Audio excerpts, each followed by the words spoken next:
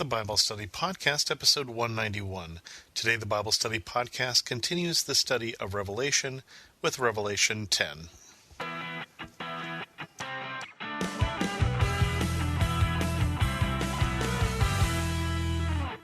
Welcome to the Bible Study Podcast. I'm your host, Chris Christensen. We continue on with Revelation 10, the angel and the little scroll. Then I saw another mighty angel coming down from heaven. He was robed in a cloud with a rainbow above his head. His face was like the sun, and his legs were like fiery pillars. He was holding a little scroll, which lay open in his hand. He planted his right foot on the sea and his left foot on the land. And he gave a loud shout like the roar of a lion. When he shouted, the voices of the seven thunders spoke. And when the seven thunders spoke, I was about to write, but I heard a voice from heaven say, "Seal up what the seven thunders have said, and do not write it down." So John, again, is up in heaven. This is part of the vision that he is caught up in, and he sees this mighty angel. And remember, an angel is a servant of God. Literally, the word means messenger. And he sees this mighty angel who is powerful but still subordinate to God. So this gives a little more picture then that God is even more powerful. And this angel has a scroll, and we hear the thunders, and he's about to write it down. He's told, don't. This book is not intended to give all the answers. Remember, again, this is consistent with Jesus' sayings in the Gospels that not everything will be revealed, that only the Father knows the day and the time, for instance, of his return. And so he is told, don't write down some of the information that you're hearing.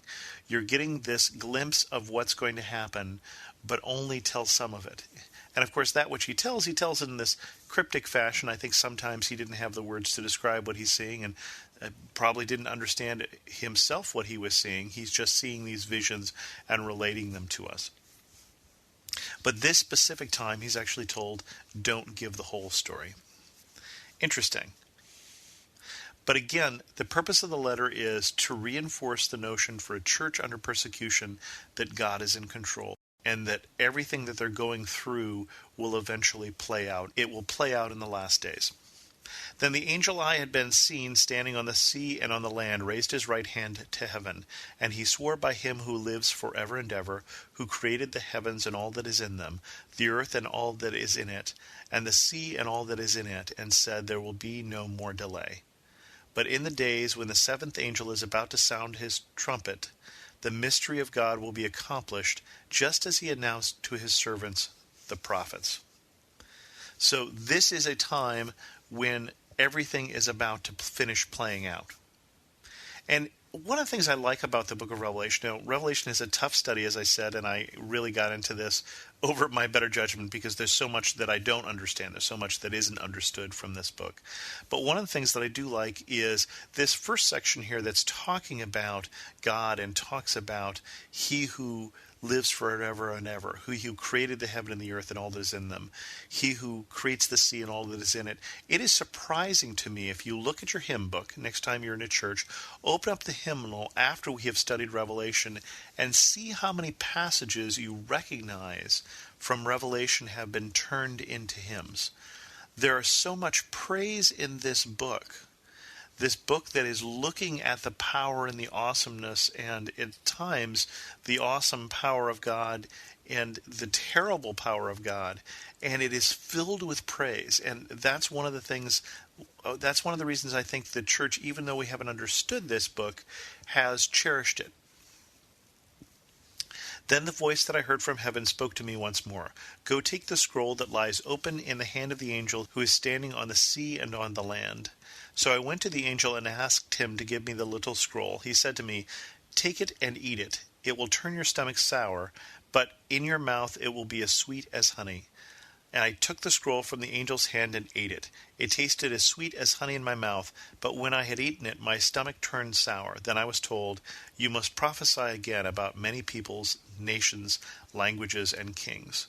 And so John takes in this prophecy and is about to, in the next chapter, so we'll go on to chapter 11, is about to come forth with prophecies, but to speak forth this prophecy that he has literally ingested. And then we get to probably some of the more confusing sections of Revelation, which is saying something. The two witnesses. I was given a reed like a measuring rod and was told, go and measure the temple of God and the altar with its worshippers.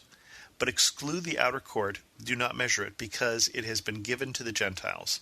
They will trample on the holy city for 42 months.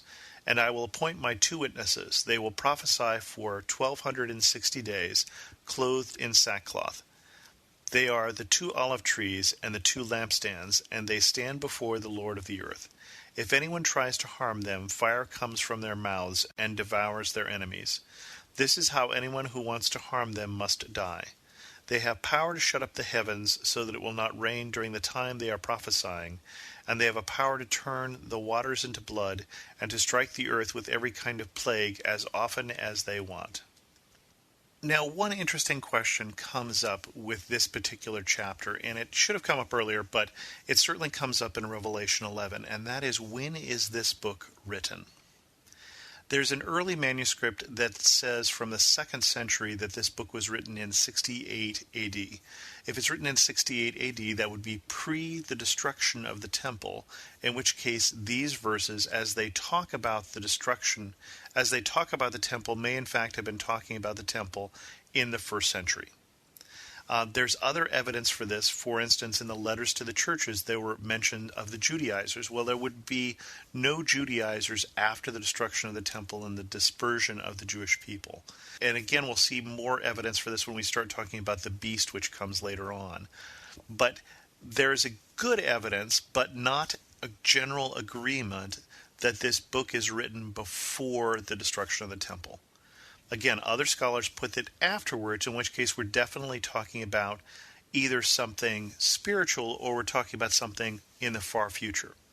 At the time of the destruction of the temple, there were no, so far as we know, two witnesses who could shut up the sky so that it wouldn't rain. And so we're not clear who these witnesses are, and so we probably would tend to put them still in the yet to come category. Revelation seems to have at times this dual nature of perhaps short-term prophecy having to do with what's going on in the 1st century, as well as end-of-days prophecy. And it's a little unclear sometimes which is which. But this is one place here where we're measuring the outer court. If they're physically measuring the outer court of the temple that's still standing, that temple has not existed since the 1st century. And this would be a prophecy then that the holy city will be trampled. But in the 1st century, it was trampled for more than 42 months. It was destroyed. And so, again, a little unclear what's going on here. Continue on. Now they have finished their testimony. The beast comes up from the abyss and will attack them and overpower and kill them. Their bodies will lie in the public square of the great city, which is figuratively called Sodom and Egypt, where also their Lord was crucified. For 3.5 days, some from every people, tribe, language, and nation will gaze on their bodies and refuse them burial. The inhabitants of the earth will gloat over them and will celebrate by sending each other gifts, because these two prophets had tormented those who live in the earth. Again, not clear who these are, and so there would certainly be reason to put them in the not yet to come. And also, when you think about how can 3.5 days, how can people from every tribe, language, and nation gaze on the bodies of people? Does that mean figuratively that a lot of people from all over have come to some particular place in time, or is it actually looking forward to a time where we're in an age where people can gaze from all corners of the earth and don't even have to travel? Possibly. But certainly that's not the way it would have been interpreted by those that it was originally written to. But after 3.5 days, the breath of life from God entered them, and they stood on their feet, and terror struck those who saw them. Then they heard a loud voice from heaven saying to them, "Come up here." And they went up to heaven in a cloud, while their enemies looked on. At that very hour there was a severe earthquake, and 1/10 of the city collapsed. 7,000 people were killed in the earthquake, and the survivors were terrified and gave glory to the God of heaven. The second woe had passed. The third is coming soon. And so we are still finishing up the woes from the 7 trumpets. And we have these two witnesses. And again, two witnesses who come and preach, are killed, are not mourned, and then are raised from God, apparently, to life and then to heaven. And then we go on to the seventh trumpet. The seventh angel sounded his trumpet, and there was loud voices in heaven, which said, "The kingdom of the world has become the kingdom of our Lord and of his Messiah, and he will reign forever and ever." Now, you'll notice that I mentioned earlier on that Revelation is full of sections that have been turned into music, and you may recognize this as Handel's Messiah. This is the text for portions of Handel's Messiah. And the 24 elders who were seated on their throne before God fell on their faces and worshipped God, saying, "We give thanks to you, Lord God Almighty, the one who is and who was, because you have taken your great power and have begun to reign. The nations were angry, and your wrath has come.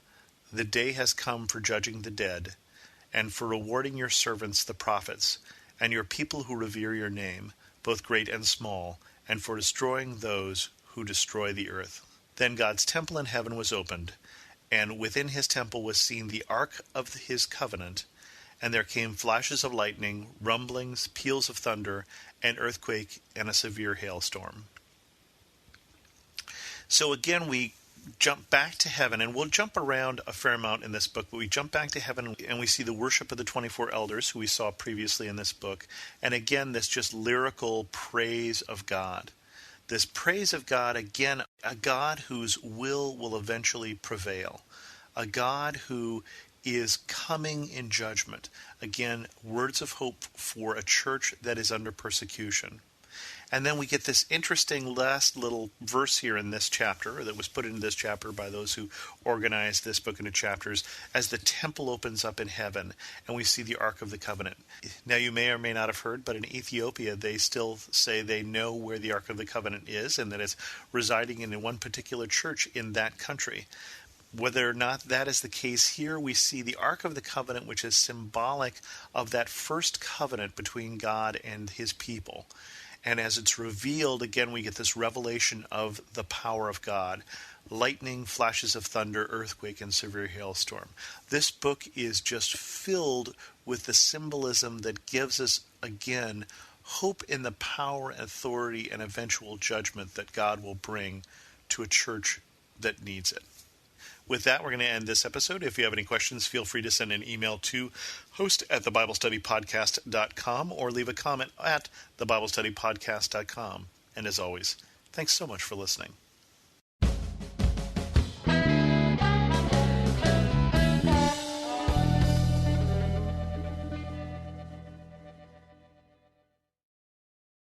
For some of us, personal finances aren't just personal. They include loved ones, neighbors, the communities we call home, and the causes we hold in our hearts. At Thrivent, planning your finances is bigger than just money.